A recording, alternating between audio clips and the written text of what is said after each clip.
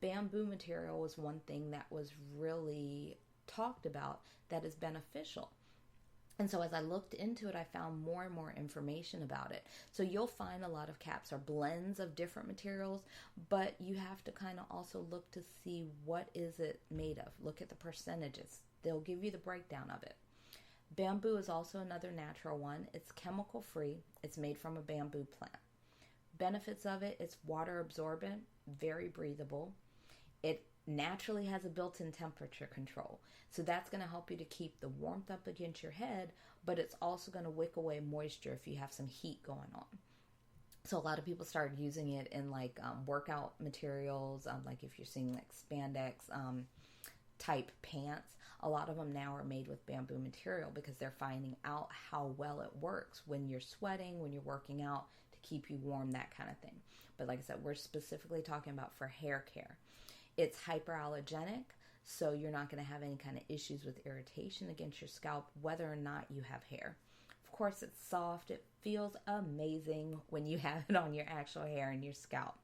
It also is a natural antibacterial, odorless, and UV resistant. These are all factors that are important to me when somebody is going through things with their hair, whether it be alopecia, whether it be stress related, or just wanting to grow your hair just healthy. Bamboo is grown in so many different areas, but the material itself, the textile factory, is mainly processed in China. So keep that in mind.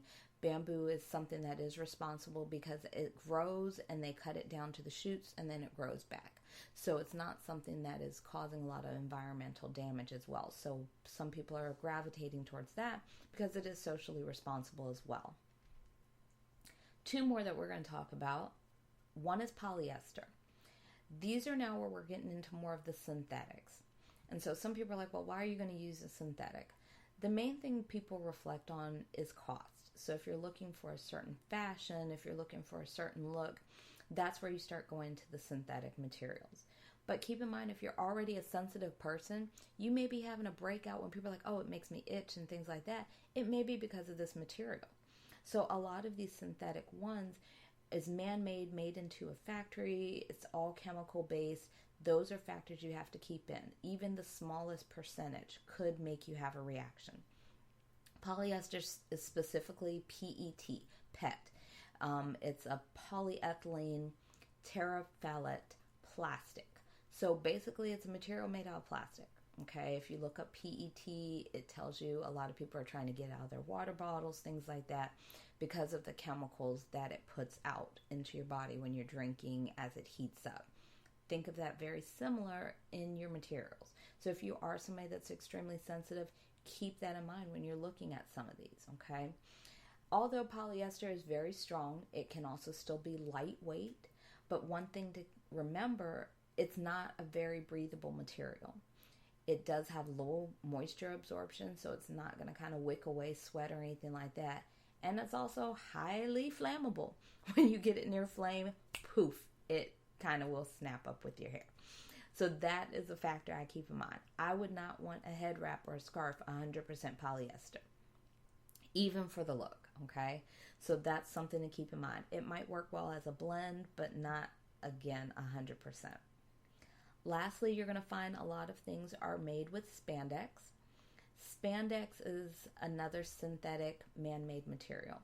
It is a polyether, polyurea, copolymer. Again, a plastic blend.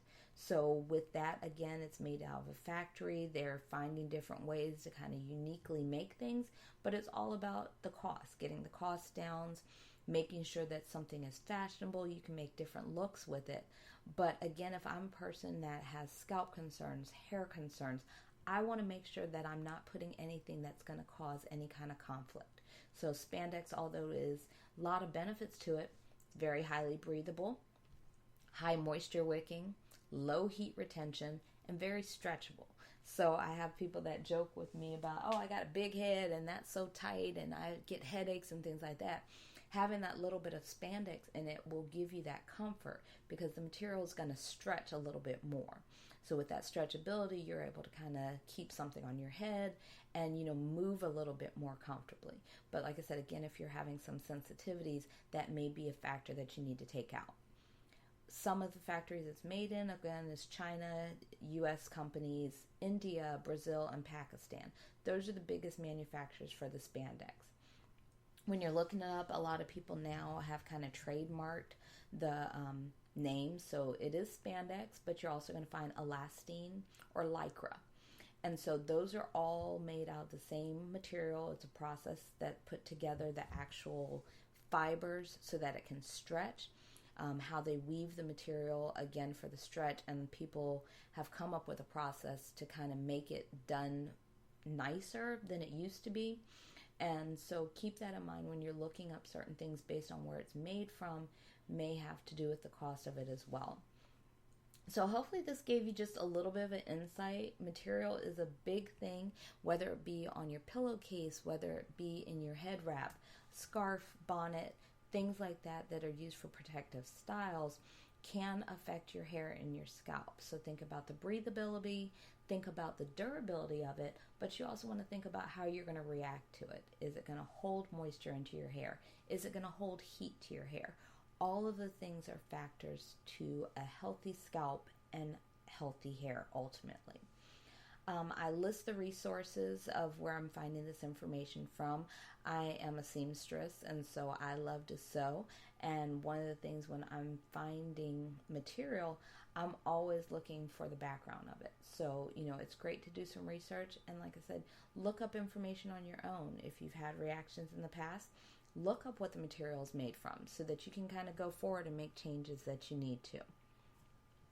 Once again, I am Angie with Sincerely Beautiful. Oh, and I wanted to mention you guys, my blog, I'm so excited, was listed on a top 20 list. And so I'm going to list that into the credits. You can look it up as well. There's some great bloggers out there that talk about hair loss and hair concerns. But I was listed as number 10 out of 20. So that's something great to celebrate for podcasts that talk about hair loss.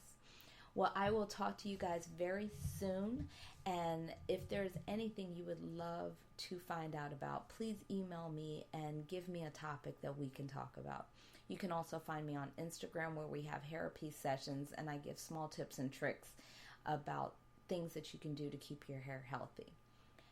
I am Angie, and tell me what you want to know.